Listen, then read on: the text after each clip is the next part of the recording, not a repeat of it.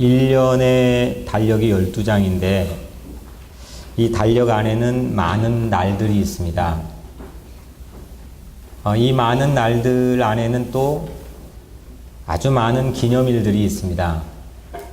꼭 기억해야 되는데 지나고 난 다음에 아차 해서 낭패감을 맛볼 때도 있고, 이 기념일들이 참 많이 있습니다. 저는 이 기념일을 좀 축소해 보려고 제 아내 생일날 청혼을 해가지고 그날 결혼을 했습니다. 이렇게 기념일들이 참 많다 보니까 꼭 기억해야 되는 기념일도 있고 그냥 이렇게 넘어갈 수도 있는 기념일도 있는 것 같습니다. 또 그중에는 우리 머릿속에서 아주 새카맣게 이 기억에서 잊혀진 기념일도 아마 있지 않을까 싶습니다. 어릴 적에는 그거 꼭 기억해서 함께 가족들도 모였는데 또 함께 온 나라가 지켰는데, 그런 기념일들이 우리 삶에 점점 희미해지는 것도 있는데 제가 도저히 양보하지 못하겠다 싶은 기념일이 하나가 바로 광복절입니다. 왜냐하면 광복절은 우리 민족이 구원을 받은 날이기 때문입니다. 우리 각자의 개인의 삶에서도 내가 수렁에 빠져들어서 죽어가는데 거기에 살아났습니다. 그 살아난 사건은 우리가 잊을 수가 없는 겁니다. 그건 평생 두고두고 고맙고 감사한 날이기 때문입니다. 오늘은 우리 민족이 일제강점기에서 36년 동안 상상할 수 없는 폭압 가운데 시달리다가 광복을 맛본 날을 68년이 지난 오늘 이렇게 광복 기념주일로 하나님께 드리게 되었습니다. 글쎄, 우리 이민자들 교회 가운데 또 어떤 교회에서 광복절을 지켜 기념 예배를 드릴지는 모르겠지만 오늘 우리 귀한 예배 가운데 하나님께서 크신 은총으로 축복해 주실 줄로 믿습니다. 제가 지난주에 한 일기를 봤습니다. 68년 전 일기입니다. 한 소년이 썼습니다. 그 일기에 보니까 그날은 아주 날씨가 좋았던 날인 것 같습니다. 무더운 여름이었습니다. 오늘 요즘처럼 여름방학이었다 합니다. 이 무더운 여름에 갑자기 정오쯤에 라디오 방송에서 일본의 소아천황이 제2차 세계대전의 패배를 인정하고 항복문을 낭독하는 소리를 어렴풋하게 기억한다고 그 소년이 일기를 발표했습니다. 그 일기의 내용을 보니까 전혀 사람들이 예측도 못하게 예고도 없이 도적처럼 라디오에서 일본 천황의 항복문 소리가 들렸다는 겁니다. 사전에 협의한 것도 아니고 사전에 335 모여서 그렇게 하자고 결의한 것도 아닌데 이 라디오 방송을 듣고 한 사람씩 거리로 나왔답니다. 그리고 저마다 누가 시키지도 않았는데 조선 독립 만세를 외쳤답니다. 그리고 삽시간에 삼천리 반도의 구석구석에 아이들부터 어른과 할아버지 할머니까지 모든 백성들이 나와서 이 태극기를 흔들면서 감격의 눈물을 흘렸습니다. 이 소년의 일기를 보니까 아버지도 울었고 어머니도 울었고 나도 울었습니다. 지금은 스포츠 경기에서 이걸 흔들면서 오 필승 코리아도 외치고 하지만 이 태극기를 걸어놓고 예배드리다가 순교한 사람들도 있고 이 태극기를 지키고 애국하며 조국을 해방하기 위해서 목숨을 초계와 같이 버렸던 우리 믿음의 선배들도 있습니다.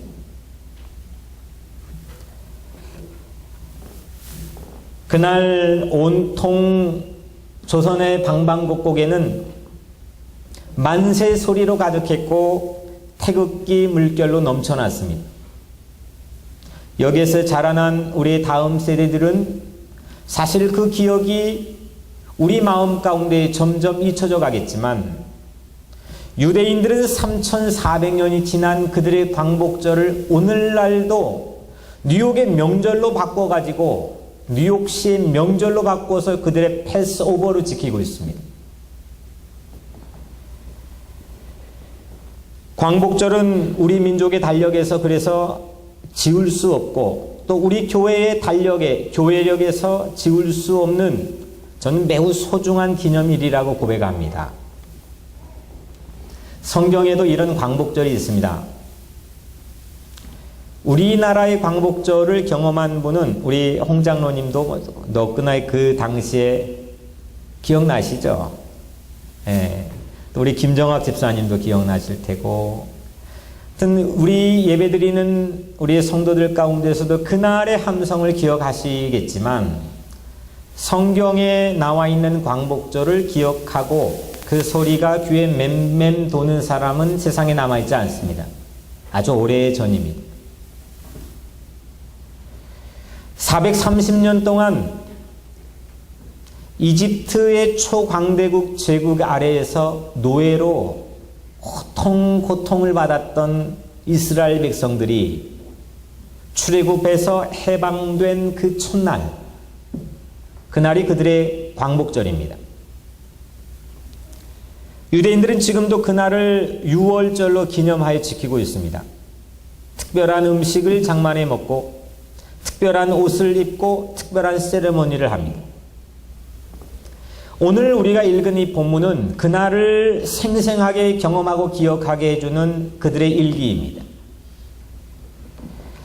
그날은 한밤중이었습니다. 캄캄한 밤이었습니다. 그날에 이집트 제국에 있는 모든 초태생들, 왕실부터 감옥에 있는 모든 이집트 사람들의 장자들이 다 죽어갔습니다. 우리에 있는 가축의 장자도 다 죽어갔습니다. 상상하지 못하는 이 엄습하는 놀라운 비극이 이집트의 모든 집안에 예외 없이 찾아왔습니다. 초상을 경험하지 않는 집이 한 집도 없었습니다. 통곡 소리가 가득한 밤이었습니다. 히로시마에 떨어진 원자폭탄에 항복해서 8월 15일 우리가 제2차 대전의 패망했어 하고 항목문을 일본 소아 천황이 낭독했던 것처럼, 이 10번째 장자의 죽음을 통해서 이집트의 바로 왕은 항목문을 오늘 본문에서 낭독합니다. 그것이 바로 출애굽 광복절의 첫날입니다. 그날 이스라엘 백성에게 부풀리지 않는 빵, 무교병, 이 부풀리지 않는 이스트가 들어가지 않는 빵은 그들에겐 태극기였습니다.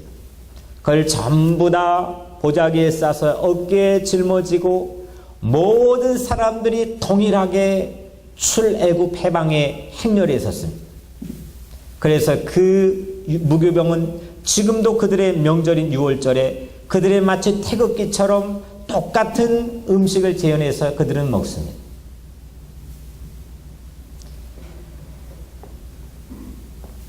(60만) 명의 장정이 가족들과 함께 걸어서 람셋이라고 하는 곳을 떠나서 숫꽃을 향해 달려갑니다.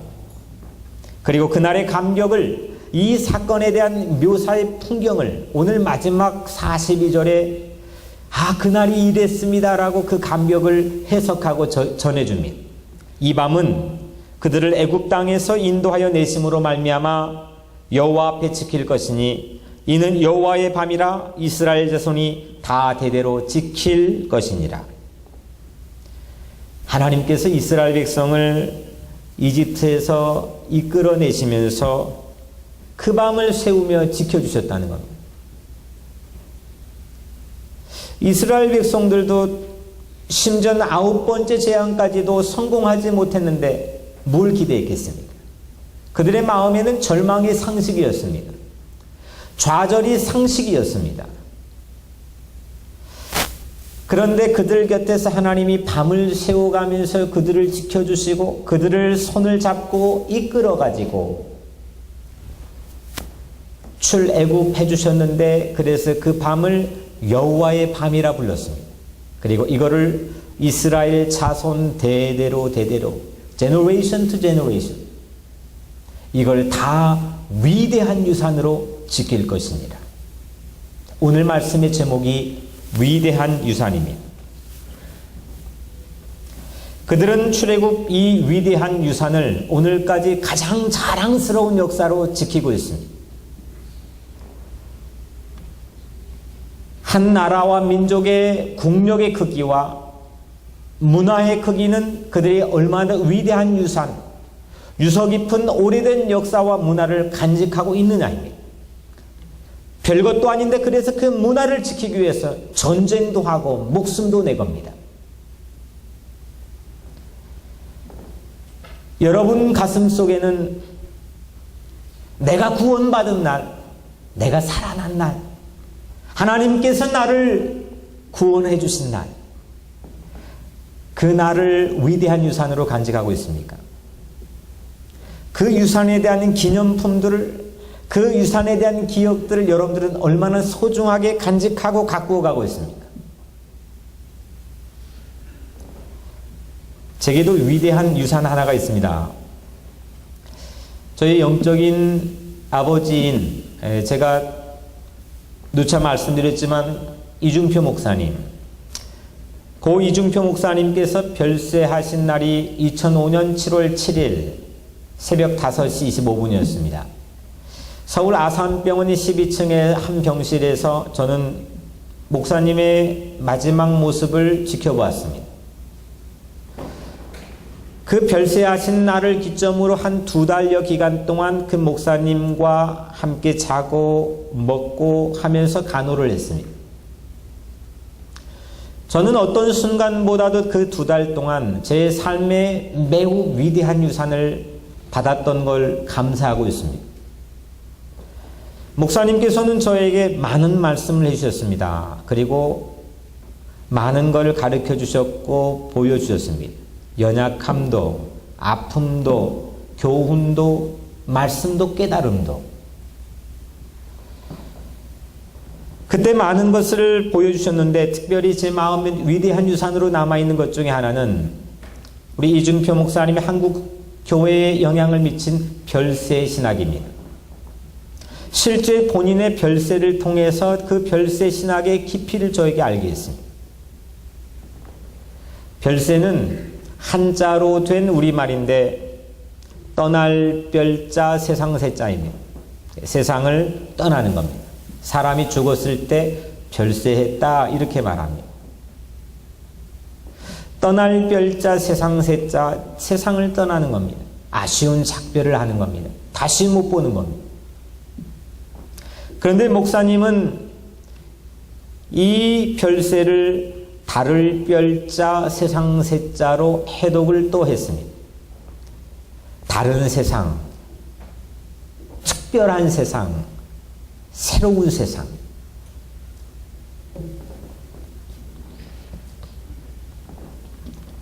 오늘 읽은 누가복음 9장 31절에 이 말씀은 변화산에서 예수님이 제자들 데리고 올라가서 용모가 변화되었습니다. 이때 모세와 엘리야가 나타나가지고 예수님 제자들에게 말씀을 해주신 이게 누가복음 9장 31절인데 영광 중에 나타나서 장차 예수께서 예루살렘에서 별세하실 것을 말씀할세. 영광 중에 모세와 엘리야가 나타나서 제자들에게 예수께서 별세하실 것을 말씀하실세. 모세와 엘리야가 예수님의 별세에 대해서 말씀해 줬습니다. 이 별세는 헬라어로 엑소돈입니다. 이 엑소돈은 엑소더스, 우리가 알고 있는 엑소더스에서 온 말입니다. 엑소돈, 엑소더스. 엑소돈은 별세라고 하는 말인데 엑소더스는 해방, 출애굽이라는 뜻입니다. 다시 말하면 이 별세라고 하는 말이 출애굽, 해방이라고 하는 이 말에서 왔다는 겁니다. 이 별세는 단지 세상을 떠날 별자, 세상 세자, 세상을 그냥 미련 없이 다 버리고 떠나는 것만을 의미하는 게 아니라 그걸 넘어서 다를 별자, 세상 세자, 엑소돈, 다른 세상을 향해 출발하는 것을 의미한다는 겁니다. 그래서 오늘 우리가 읽은 이 말씀이 영어 성경을 봐도 They spoke about his departure, his death, 그의 죽음을 이야기한 게 아니고 이 별세는 his departure, 그의 출발이라는 겁니다. 위대한 연결과 해석을 이 모세와 엘리야가 나타나서 제자들에게 해준 겁니다. 변화산에서 모세는 본인의 모세의 출애굽, 엑소더스와 예수님의 별세 엑소돈, 이거를 기가 막힌 위대한 유산으로 우리에게 연결시켜줬습니다. 그런데 불행하게도 지금 주이시들은 엑소더스만 가지고 있지 이 엑소돈을 가지고 있지 못합니다. 출애굽에 담긴 의미는 단지 떠나는 거에만 있는 게 아닙니다. 떠날 별자, 세상 세자, 세상을 그냥 떠나는 거에만 있는 게 아닙니다. 그거는 다를 별자, 세상 세자, 다른 세상을 향해 출발하는 겁니다. 이게 바로 엑소더스, 출애굽의 의미입니다. 예전 세상의 모든 잔재를 다 지워버리고 벗어버리고 새로운 세상을 향한 출발선이 출애굽입니다. 그래서 그들의 광복의 의미는 새로운 출발선에 서는 겁니다.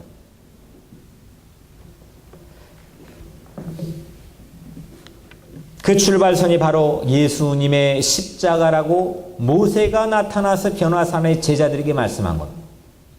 예수 그리스도의 십자가의 별세, 예수 그리스도의 십자가의 죽음이 바로 너희들의 새로운 출발선이 될 거야.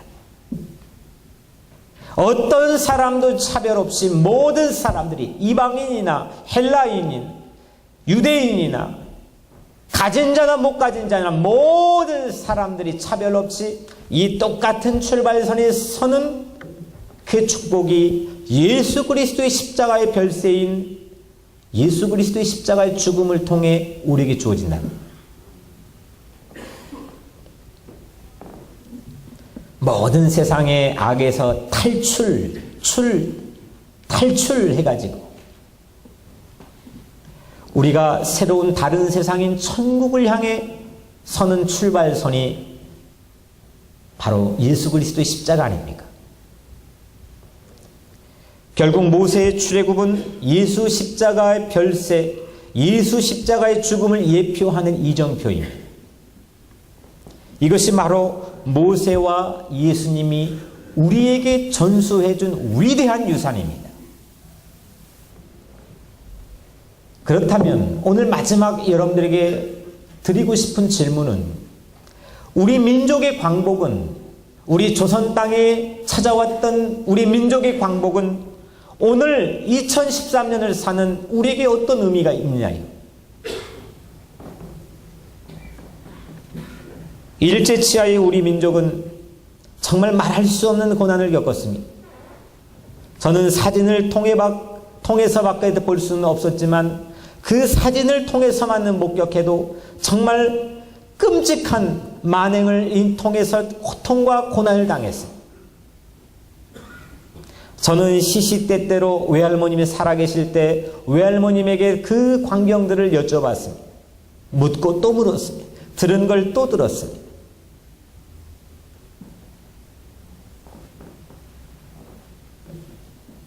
그 깊은 민족의 고난의 터널을 지났지만 우리 민족의 신앙의 선배들은 당시엔 목숨을 걸고 신앙을 지키고 신앙을 순결하게 하는 걸 배웠습니다.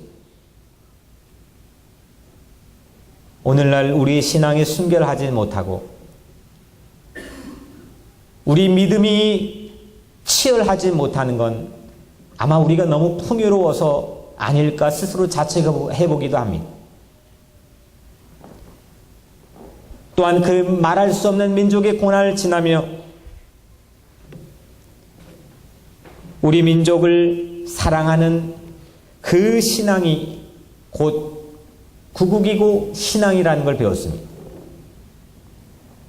지금은 신앙 따로 나라를 사랑하는 마음 따로지만 당시에는 예수를 믿으면 나라를 사랑해야 된다는 게 이퀄이었습니다. 나라를 사랑하는 것 따로 예수를 믿는 것 따로가 아니었습니다. 그들은 예수를 믿으면 행동했고 예수를 믿으면 나라를 사랑했고 예수를 믿으면 나라를 위해 기도했고 예수를 믿으면 내 자식도 나라를 위해 바쳤습니다.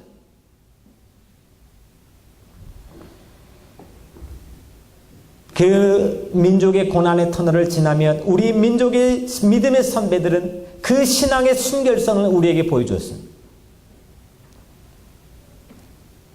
그리고 또 한편 일본 제국주의 탐욕이 만들어낸 악의 현실이 얼마나 지독스러운 건지 그 악의 현실도 맛보았습니다.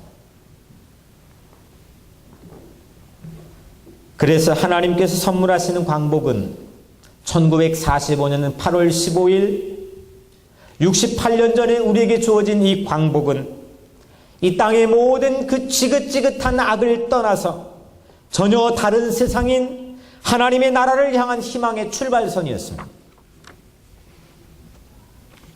우리 민족에게 광복은 출애굽입니다. 엑소더스입니다. 이게 바로 별세입니다. 오늘 여러분들 각자 자신에게도 이 광복의 사건이 일어나기를 주의 이름으로 축복합니다. 나의 광복이 일어나야 됩니다. 내 마음의 광복이 일어나야 됩니다. 보이지 않는 세이튼의 손이 내 삶을 죄의 굴레로 얽어매고 우울한 좌절의 모든 사탄의 세력들이 나를 얽어매고 물질과 돈과 탐욕의 세력들이 나를 얽어맨 이 모든 세상에서 우리는 광복의 기쁨을 누려야 됩니다. 내 자신에게 광복이 일어나야 됩니다. 이 광복이 일어나기 위해서는 별세 사건이 일어나야 됩니다.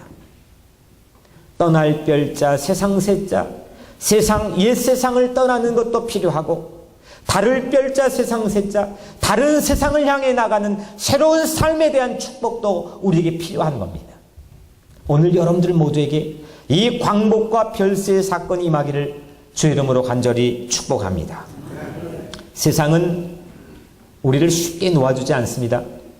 9가지 재앙을 나일강 그들의 젖줄인 나일강 중심에 있는 그들이 소중하게 신으로 여기는 모든 것들을 재앙으로 퍼부었는데도 이 바로 왕과 이집트 제국의 세력은 그들을 놓아주지 않았습니다. 놓아줄 것 같았는데 절대 놓아주지 않았습니다. 이처럼 세상은 여러분들을 쉽게 놓아주지 않습니다. 여러분들의 마음에 자유가 있습니까? 여러분들의 마음에 진정한 행복이 있습니까? 세상은 여러분들의 불안과 공포와 근심, 불안, 걱정으로 몰아넣습니다. 옛 삶이 우리를 붙잡고 놓아주질 않습니다. 떨쳐내버리고 싶지만, 벗어나버리고 싶지만 그 굴레에서 우리를 쉽게 놓아주지 않는 것이 세이튼의 위력입니다. 자유가 없습니다. 기쁨을 맛보지 못하고 살아갑니다. 나도 잘하고 싶은데 내 마음처럼 되지를 않습니다. 9번째까지 성공하지 못했는데 10번째라고 그 사람들이 기대했겠습니까? 아마 우리 자신도 기대를 접었는지도 모릅니다.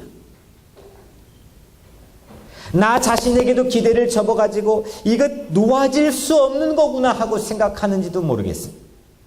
그런데 바로 그때에 오늘 성경은 이 놀라운 사건을 모든 사람들이 희망을 접고 기대를 접어버렸던 바로 그날 밤에 성경의 오늘 42절의 마지막 절은 이렇게 그 밤을 설명합니다. 하나님께서 그들을 애굽에서 이끌어내셨다는 겁니다. 그들의 손을 잡고 하나님께서 인도해 주셨다는 겁니다. 그래서 그 밤을 여호와의 밤이라고 고백합니다. 이 구원이 일어났을 그때에는 가장 어둠이 깊고 거의 기진맥진 한계에 다 도달했을 때 그런 한밤중이었습니다. 그런데 하나님께서는 밤중에 그들의 손을 잡고 얘야 내가 인도해 줄게. 그들의 지친 손을 잡고 전혀 뜻하지 않게 그들의 손을 잡고 빛으로 인도해 준 게 광복 아닙니까? 한 소년의 일기처럼 당시 어른들의 눈에는 누구 하나 예측하는 눈길이 없었는데 라디오 방송을 통해 그들의 광복의 소식을 들었습니다. 하나님께서 여러분들 각자에게도 오늘 이 시간 이 자리에서 하나님께서 여러분들의 기진맥진한 손을 잡고 하나님이 여러분들을 인도하기를 원하십니다. 여러분들을 손을 잡고 인도해 주기를 원하십니다. 빛으로. 그래, 우리 각자의 삶에서 광복이 일어나야 됩니다.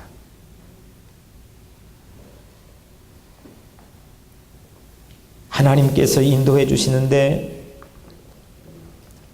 우리에게도 벗어나지 못하는 굴레들이 있습니다. 질병의 굴레가 있습니다. 이것 때문에 늘 발목이 잡힙니다. 조금만 건강해도 해볼 수 있을 텐데 수년째, 수십 년째, 수개월째 내 연약한 질병이 내 발목을 붙잡고 이 굴레에서 벗어나지를 못하게 나를 꼭 잡고 있을 때도 있습니다.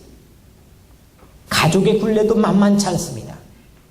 차라리 혼자면 낫겠는데 배우자와 자녀, 부모와 친지 이 굴레가 나를 놓아주지를 않고 나를 어렵게 만들 때가 있습니다. 과거에 대한 상처와 기억, 가장 무서운 중독과 죄의 굴레, 보이지 않는 수없는 굴레가 우리를 예속하고 있습니다. 우리를 자유롭지 못하게 하고 꼼짝 못하게 만듭니다.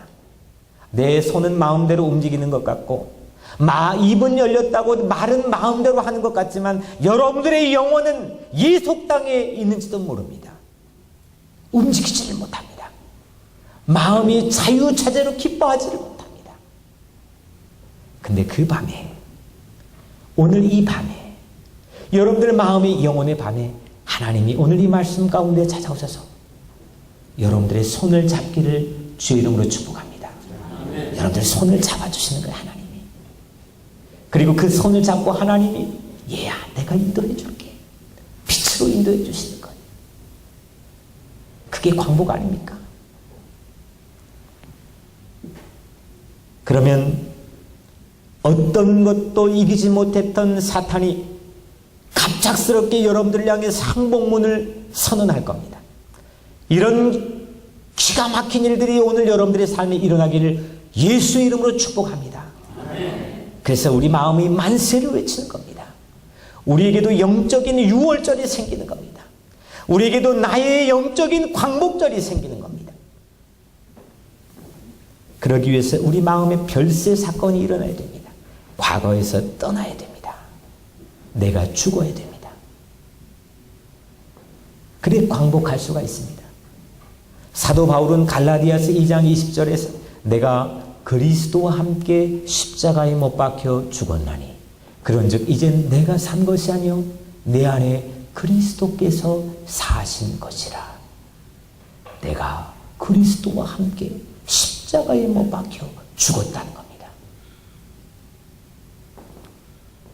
불신, 교만, 탐욕의 모든 악에 대해서 자기 독립운동을 펼쳐야 됩니다. 이게 하나님 나라를 위해 애국하는 길입니다. 환한 낮에 내보내놔도 캄캄한 밤처럼 내 마음이 그렇게 살고 있지 않습니까? 캄캄한 밤에 밀어놓아도 환한 낮처럼 믿음의 눈을 가지고 살아가시기를 주 이름으로 축복합니다. 내가 죽고 내가 별세 다른 세상을 향해 예수와 함께 살게 되면, 믿음을 가지고 살게 되면 우리는 그 기가 막힌 축복을 받게 될 줄로 믿습니다. 오늘 새벽 일본군 위안부 피해자 이용녀 할머니가 87세 일기로 별세하셨습니다. 할머니는 1926년에 출생해서 16살의 나이에 일본군의 속임수에 넘어가 부산항에서 미얀마 나라로 가서 일본군 포로 수용소에 갇혀 성노리게 성폭력을 당하면서 그 꽃다운 젊은 나이, 우리 자녀 같은 나이에 그 모든 시절을 다 망가뜨렸습니다. 몸도 망가졌고 마음도 망가졌습니다.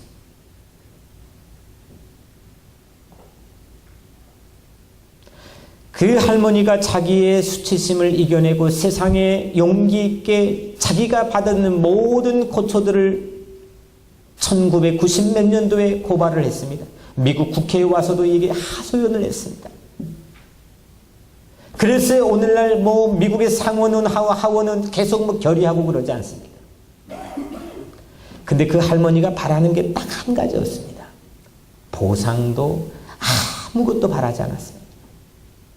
일본 정부의 공식적인 진심이 담긴 사과 한마디였습니다. 그런데 아직까지도 그들은 진정 어린 사과를 하지 않습니다. 심지어는 독도를 자기 땅이라고 우겨댑니다.